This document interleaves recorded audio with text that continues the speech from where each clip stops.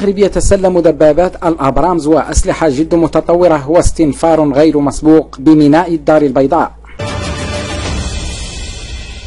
تسود حالة استنفار غير مسبوقة بميناء الدار البيضاء، إذ ينتظر أن يستقبل الميناء الدفعة الجديدة من دبابات تعرف باسم الأبرامز، والتي ستدخل الميناء عبر سفينة كبيرة متخصصة في نقل الأسلحة الثقيلة والعتاد. وتوصل المغرب بأسلحة ثقيلة عبر دفعات من بينها دبابات الأبرامز التي تعد من أبرز المقاتلات التي اعتمدتها الولايات المتحدة الأمريكية في حروبها الأخيرة، وذلك لتمتعها بإمكانية الاعتماد عليها مهما كانت البيئة القتالية. كما توجد منها أنواع متعددة ومتطورة تعمل وفق نظام رؤية حراري ليلي يمكن استخدامه في واضح النهار عند انعدام الرؤية لسوء أحوال الطقس وما شابه ذلك. وبحسب تقرير معهد ستوكهولم الصادر هذه السنة، فإن المغرب يحتل المرتبة 13 عالميا في ترتيب الدول الأكثر إقبالا على شراء الأسلحة، وهو الثاني في القارة الإفريقية بعد الجزائر التي تستورد حوالي 30% من مجموع السلاح الوافد على القارة السمراء، متبوعة بالمغرب المحقق لنسبة 26% من هذا التعامل.